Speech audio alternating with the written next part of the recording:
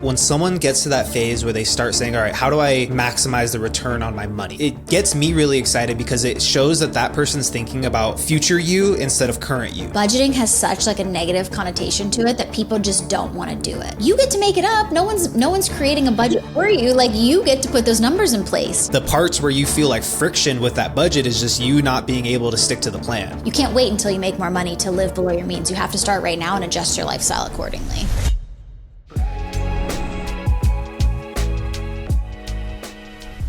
Welcome back to the show. Lauren and I are back for our weekly episode where we talk all things money. Lauren, I feel like we spent a lot of time talking about red flags when it comes to your money, or the things that you should be avoiding with your finances if you want to keep them in order.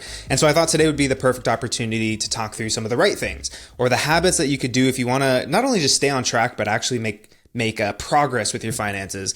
And I feel like when we talk about doing well financially, most people would just associate that with whatever their income is. And if they have a high income, then they're doing well. And, I think we've talked about it enough times to show that just because you have a good income, like, that's really only one part of the equation. And arguably, it's probably one of the smaller parts of that.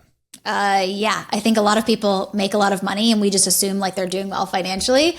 And you and I both know from looking at people's finances, that is often not the case. Some of these people making $200,000-$300,000 a year are living paycheck to paycheck because they've increased their lifestyle there. So yeah, I think it's super important to start with the basics. Yeah, and oftentimes people who earn more have bigger financial problems, right? Like it just kind of comes with the income, and more often than not, I've seen people who make a lower income. They're kind of forced to do well with their finances. They're forced to kind of take control of start budgeting, make sure that everything's accounted for, live below their means, and then as their income starts to grow, because maybe they get deeper into their career, they learn new skills, like those habits continue on. And so I kind of want to talk through what some of those habits are, what it looks like if you're just getting started with your financial journey, and then like as you become more advanced with your finances, what it can look like to have the right kind of habits in place. So why don't we jump into this first one? Yeah, for sure. Okay, so like I said, this is like right at the beginning of your journey if you're first getting into your finances. And I'm pretty sure most people have heard this, but it's so important to stress to live below your means. And really that just means that you're not relying on your credit cards every single month. Like whatever you bring in, you're able to spend within that income. One of my favorite expressions is to say that you act your wage. And that means like if you bring in $4,000 a month, you're able to fit all of your bills, all of your lifestyle, all of your spending within that $4,000 per month income. Yeah, and this is probably the first thing that I did when I started my debt-free journey. Again, this is the beginning. I didn't jump to all these later stages. I started here. It seems super simple, and I think a lot of people they really underestimate like how important this really is. So when I started my debt-free journey, that was the first step I had to do. Take inventory of what I was bringing in and what was going out, because it was not sort of aligning there. So I think that is a really important piece of the puzzle that people overlook because it just seems like that's not super important, Yeah, and I like to think of these habits like, I don't know if you've ever seen like that food pyramid before, like the most important stuff's at the bottom. It makes up the base of that pyramid. And it's the same thing with when it comes to your finances. Like at the base of that pyramid for your financial journey is living below your means. Because if you can't and this is regardless of whatever you're making income, right? Like if you can't live below your means, whether you make a high income or a low income, like it really doesn't matter. And that's why I always tell people, like if they're trying to pay off debt or build up their savings or start their retirement investing, whatever it is, like you have to increase that gap between whatever you bring in and whatever goes out on a monthly basis. And that doesn't matter what your income is. If you can increase that gap, whether it's a small income or a high income, like then we can make progress towards whatever the goal is. And so like this, like you said, like this is really where it starts with whatever you want to do with your finances. Like you have to learn to live below your means, because otherwise like there's nothing left over at the end of the month. Yeah. And I think I've mentioned this a few times too, but I did my whole debt-free journey when I was making just like around $50,000 per year, and I paid off around $52,000. So obviously, people might think that you just can't do that, making that type of money. But honestly, that first step of like learning to live within that, and being very intentional with that little tiny bit of extra money I had every month and putting that towards my debt. And that's how I really, went through my debt-free journey. So it's definitely doable, but you have to learn right where you're at. You can't wait until you make more money to live below your means. You have to start right now and adjust your lifestyle accordingly. Yeah, and that's the big part, the adjusting your lifestyle accordingly. Like, I feel like where most people run into trouble with living below their means, or like in this case, living outside of their means, is because their lifestyle starts to inflate, right? Like they start earning like adult money, like if they're right out of college, or they finally get like a full-time job or a good paying job, and they earn more money than they've earned before, and they inflate their lifestyle to match that, like, perception in their head, like, oh, I'm doing well now. And that, that's where the issue comes in, is because, your bills might take up a majority of your income. But if you decide, you know what, like, I want to spend what's left over on just like enjoying life, which, like, I'm not necessarily opposed to. It's when that is stopping you from taking care of the other things in your finances, right? Like, you're not able to pay off debt. You're not able to build up an emergency fund. You're not able to start investing for retirement. It's when those lifestyle things start to take priority over the stuff that actually should be a priority. Yeah, for sure.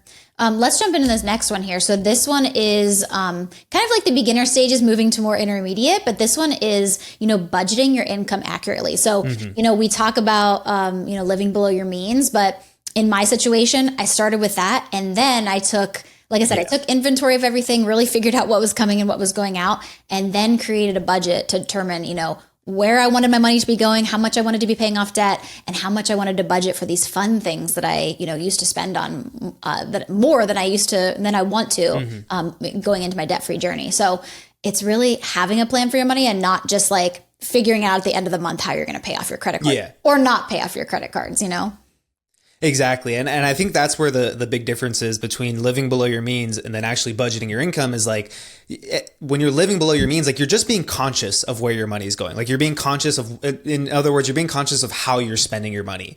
And you're saying, okay, like, this is the most I can spend, but there's not really any direction with that spending necessarily, right? Like, you're just saying, I don't want to rely on a credit card anymore, right? I want to just be able to live with whatever I bring in. Once you actually start to put together a budget, though, that's when, like, in my mind, like, that's when the fun actually begins. Like, if I'm working with someone and they're taking, like, this is where they take control of their finances, is with a budget. And in my mind, that's when it actually becomes fun, because you can start to put together a plan. And if you've done your budget correctly, like, there is a plan in mind, there's a goal in mind that you're trying to work towards with that budget. If it's paying off debt, building up savings, whatever it is, right? And that budget's actually going to give you a timeline. You can start to feel the sense of progress, but it also makes sure that you actually have control, and you're actually giving permission to where all of your money is going. Like, I think a lot of people, they kind of run through life a little, like, eyes closed a little bit, and they run based on, like, whatever feels good in the moment. And there's definitely, like, a time and place to be doing that. But if you want to have more control of your finances, like, you just can't do that, And so having a budget says, okay, I'm choosing to spend my money here. And now you can still make right choices, wrong choices, but at least you're aware that that's a conscious choice that you're making on how you spend your money. Yeah, for sure. And something you mentioned there, living below your means, is not as, like, you're not mapped out as much as a budget would be. And that's kind of how I felt, because I didn't have, when I was going in through my debt-free journey, when I went into it, I did not have credit card debt. I wasn't making that much, but I also wasn't going into credit card debt to survive every month. I was kind of just making it by, like, really living paycheck to paycheck.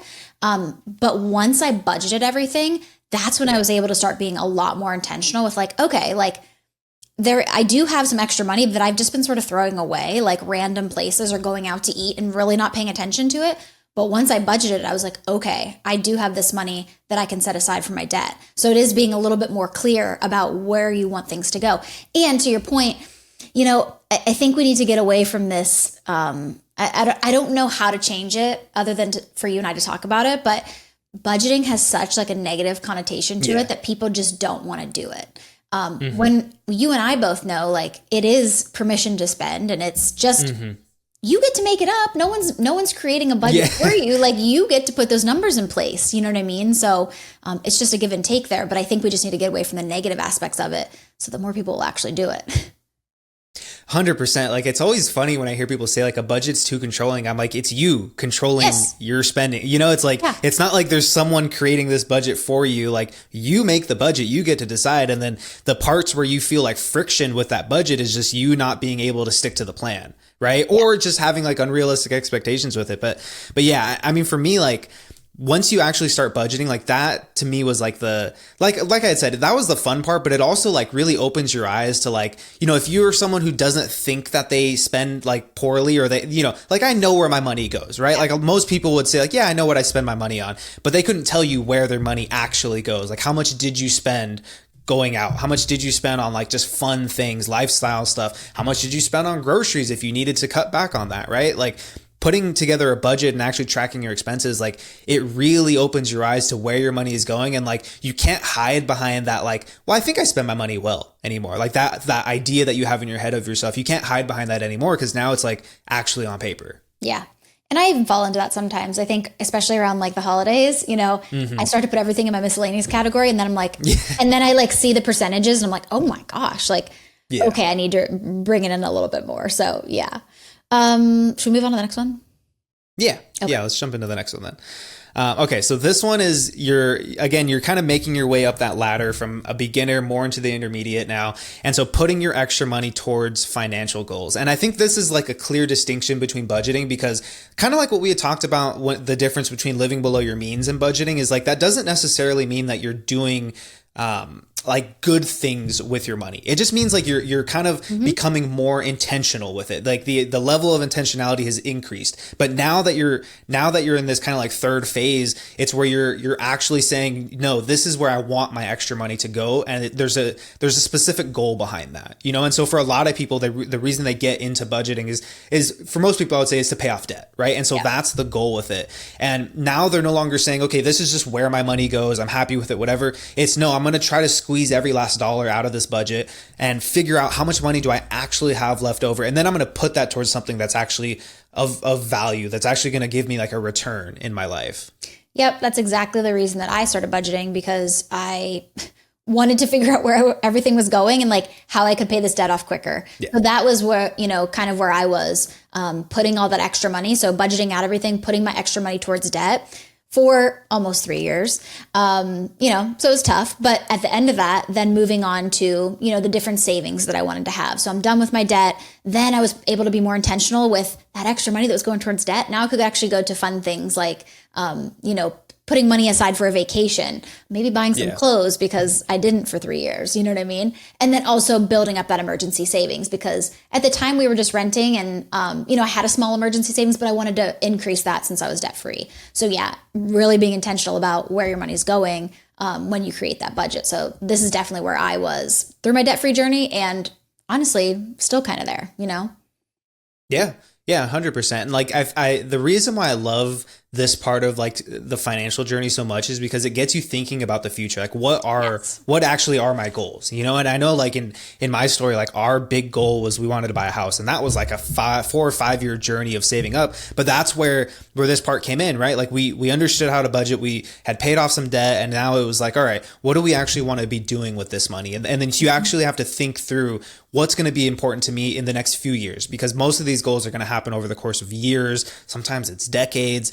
And you have to think through what that is, what's actually important to me. And so this is where like, I don't know. I think this is a lot. I always like to say like, this is where it gets fun, because like, to me, it's like, you can have a budget and your money's not necessarily like going in you're not doing anything productive with it. You just know where it's going. You're saying I have control over it, and that's all right. But once you actually decide where you want it to go, what you want it to be doing for you, like that's when I think there's a lot more meaning behind budgeting and behind taking control of your finances, because it's actually going to create a difference in your life.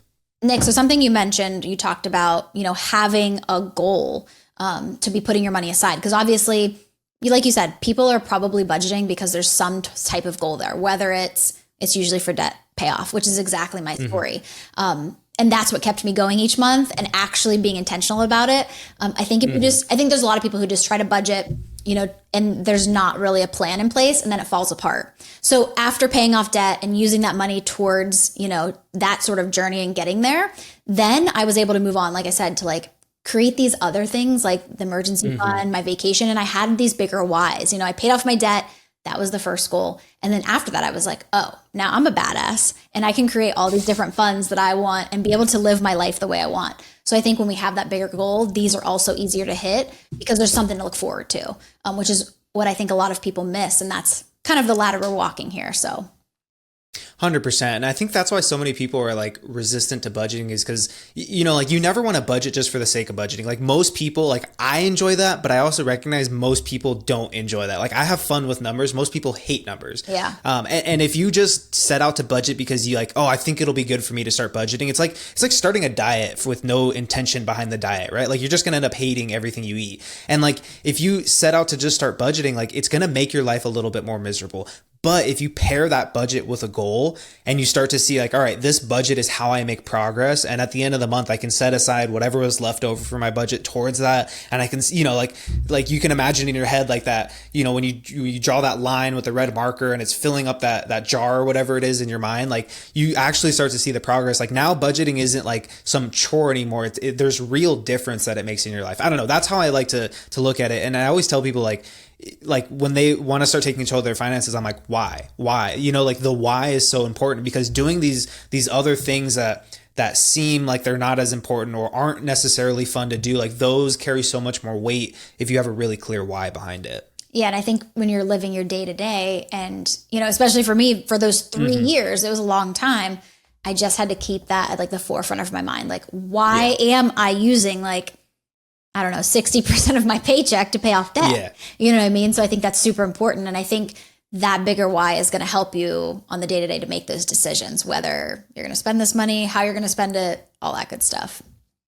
100%. Because if you're at work and your coworkers say like, hey, do you want to go out and get lunch with us? And you don't want to say no because the budget told you to, you have to say no. You want to be able to say no because this is going to help me get closer to my goal, right? Like that's a lot easier to justify in your head. Like no, because I actually want to be out of this crushing debt that I'm in, instead of no, like I just don't have it in the budget, right? Like those two things are so different, and your mind is going to have a much easier time like coping or handling with that. But why don't we move into the next one? So this, again, like we're kind of climbing that ladder. You're in that intermediate phase, and now you're kind of dipping your toes into like the things that are going to make you feel like a pro with your finances. And this one is starting to invest consistently for retirement. And like, I think this one is such an important one, especially if you think of this as like investing on your own, like outside of whatever your employer, if you have a 401k or something, like outside of that, and you start investing on your own, like this to me is really the step where it's like, okay, you have control of your finances. Now, it's not like you're not taking control of your finances anymore. You have control of it. And you're saying like, there's things that I need to do today that I'm not going to see like that return on that investment for 20, 30, 40 years even, right? Yeah. But you're deciding that those things are important and you see what that is. But to me, like, once you can start investing consistently for retirement, like all those steps that you've done before, like they really can lead up to doing this, right? Like you started to live below your means, you started to budget, and now you're actually putting that money towards a goal. And in this case, some of that money is going towards the goal of retirement. Yeah. And I think a lot of people, this is a ladder we're climbing here, but a lot of people don't get to this point because they're doing, the match with their employer. And that's kind of like, oh, that's good enough for me. You know what I mean? Living their life, sort of doing their thing. And that was me. Like I said, I didn't make that much, in my first job, but it had a pension because it was like a state university. So they were automatically putting money into my retirement. So I didn't think of anything outside of that. I was like, I have a pension. I'm not there anymore, so I don't have it anymore. But like, I have a pension. I don't need to put anything extra in there. But once I started walking this ladder and really finished my debt-free journey, and then finished those savings goals that I had, it was really like, okay, now I have this ability. The habit's already there of this money that's not just going to, crap on the side. I have an intention for this money. And that was me. After I saved up my emergency fund, any sort of sinking funds I wanted, then I put a lot of my money towards investing because I lost a lot of time. I feel like not lost a lot of time, but I did leave that job. So I lost like their contributions because I didn't stay for 10 years. Which is crazy. But so that's when I was able to really build it up when I got to this stage of the ladder, because all my savings goals were met. And then I was able to put money into extra investing outside of retirement or, outside of employer sponsored retirement. So I can definitely see how this can fall by the wayside for some people. But once you start walking through these steps, it's really hard to ignore, especially when you've got extra money and you're like, what can I do with this? Yeah.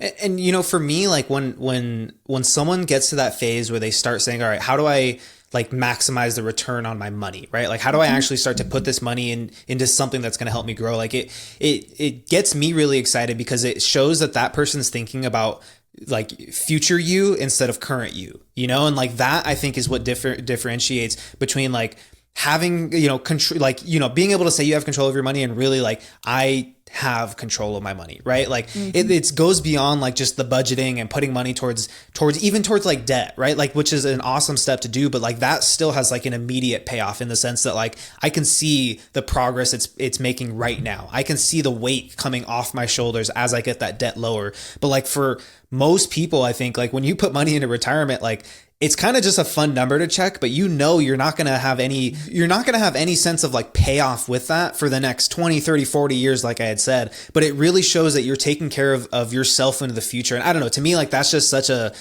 a big step up from these other habits that like it really shows that you're taking control of the things that or taking care of the things that need to be taken care of. Yeah, I like what you said about not really having any sort of like immediate impact. Like even for me, like I look at my account sometimes and I'm like, this just like does not feel like, am I doing enough? Yeah. Like for where I'm at in life and where I want to be, like, is this enough? And then I sort of run some calculations and then I'm like, okay, like if I keep up on this, like I'm going to be just fine. But it's really hard to see that in the moment, especially because you're just putting it into this account and you're like, okay, 30 years from now, is this going to be where I want it to be? So that's kind of how I view it. But just take a step back and then realize like, do those calculations and realize that like, it is going there. You just have to be patient with it, which can be hard.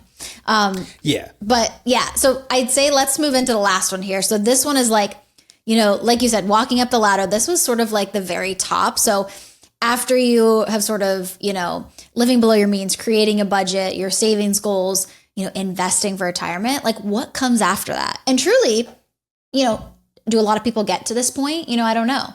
I think you have to be very intentional to make the entire up the ladder. But this one is more of, thinking about saving for, future responsibilities and really those bigger dreams that you have. So beyond retirement, like what does that look like? Big life expenses, like you talked about, Nick, house down payment, things like that.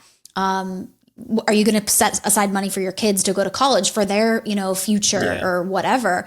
And even big travel goals or, things like that. So, like I said, I think a lot of people don't quite make it here. But I mean, not really, but I feel like if you're not being intentional, it is really hard to get to this point unless you just don't care about, some of those other steps.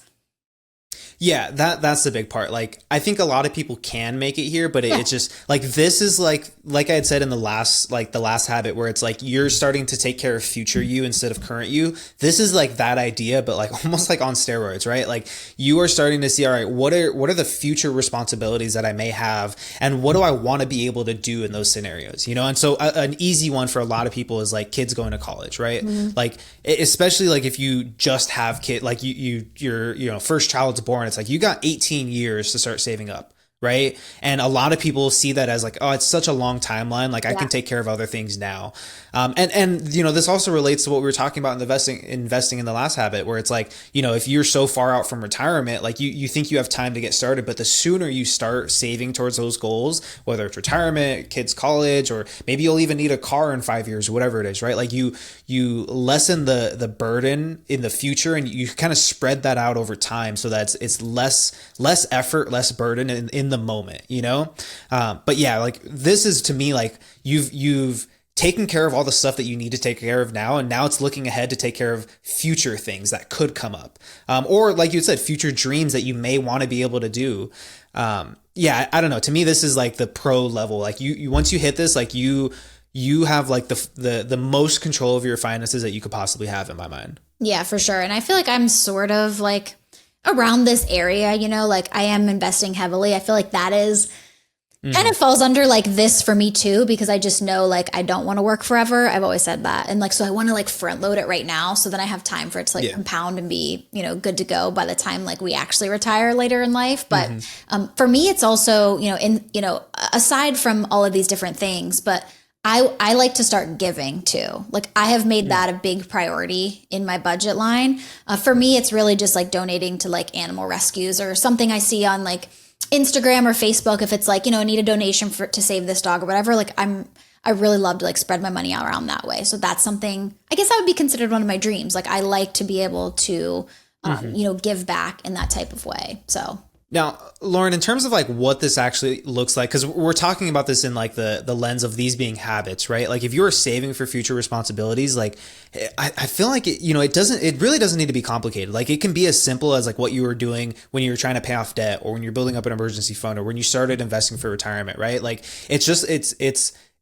it's consistently saying, I'm going to put money towards this. And it's just being really intentional with where your extra money is going. And like, you know, I think for a lot of people, like what I've found that helps you build up these funds over life or over a period of time is like creating multiple different funds. Like, you know, this is after you're through your debt payoff stage, you've started your retirement investing, and now we're just talking about extra funds, right? Like having multiple little goals like this. So like having a travel fund, a kid's college education fund, a down payment fund, you know, the next car we'll need type of fund, or like having these different funds and putting money into those consistently. Like to me, you know, in the moment, it's like, oh, maybe I'm only able to put $100 into this certain fund this month, right? But you do that for 5 years, and now you've accumulated so much more money. I don't know. To me, in terms of like this being an actual habit, like finding a way to like disperse your funds across multiple different goals. Once you're at this stage of life, like to me, that's how you kind of can build up these different funds of money in a lot quicker. Yeah. And something that I was thinking about was a lot of these different kind of steps of the ladder here are, you know, for my example, my debt free, like the, you know, budgeting, paying off debt, it was like everything I had was going to debt.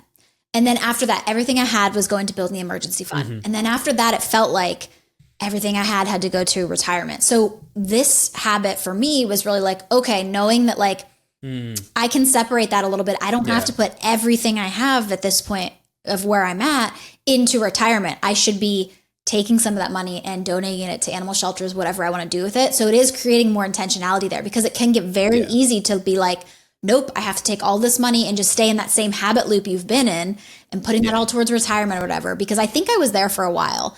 Like I said, it's very hard to see, you know, later in life, you know, the retirement. And then it's like, I'm just putting all of my money towards it. And I'm like, okay, there's a long time between now and retirement. So I need to be living in the moment. So I am going to separate a little bit of that money and put it aside for other things. So I think that's also important to this too, because you can get into like you know, you're just going through the steps, and you're just like, okay, all of this money needs to go towards this.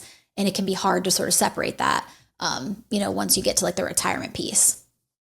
That's such a good point. And like, I think that's exactly why it illustrates that like, this is like, you're at the top of your financial game is because you can take a step back and say, no, I no longer need to put all of my money towards this goal, almost out of like a sense of fear, right? It's like, you want to pay off all this debt because you hate having it. You're afraid of having debt for, you know, the long run. And then you got to save up with the emergency fund, because what if something happens? And then I got to start saving for retirement because I'm behind. Now it's like taking a step back and saying, okay, I'm actually good, right? Like I'm doing well with my finances, and now I can reallocate this money towards the things that I actually that I just want to do. I no longer, these aren't like financial responsibilities every single time, right? Like saving for kids' college, that might be one. Saving for a future car, that might be one. But like you had said, being able to give more, being able to travel more, do like these fun things, or buy something ridiculous that you never thought you would have been able to buy before. I don't know, right? Like it shows a level of maturity with your finances, that you've taken care of everything that needs to be taken care of. And now you're so secure with where you're at that you can put money towards things that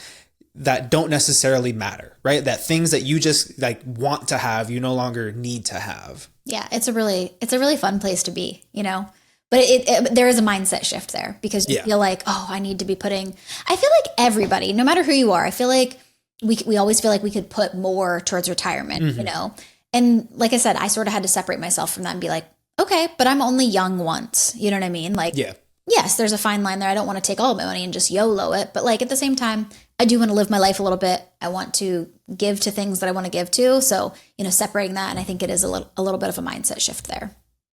100%. Only young ones. And why I think like getting started with these types of habits early is such an important step. Because like the problem is so many people will start these when they're like getting into their 30s, because I think that's when most people feel like they've, really hit adulthood, is they feel like, okay, now it's time to actually take care of these financial responsibilities. But like, you've lost so much time, and if you haven't been taking care of those responsibilities, you've probably accumulated so much of a mess that you have to clean up. It's going to take you so long. But if you can get started with these types of money habits early on, like, it's really going to set you up for success. Absolutely. I think it's my journey has been like 5-6 years counting now. So yeah.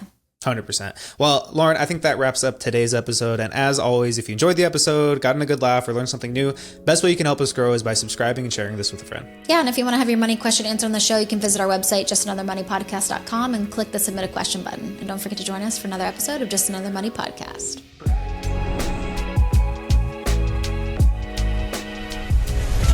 The information, opinions, and recommendations provided on this podcast are for entertainment purposes only and do not constitute professional financial advice. Any financial decisions you make based on the content of this podcast are your responsibility. We strongly recommend consulting with a licensed financial advisor or other qualified professional before making any significant financial decisions. By listening to this podcast, you acknowledge that we are not liable for any financial outcomes.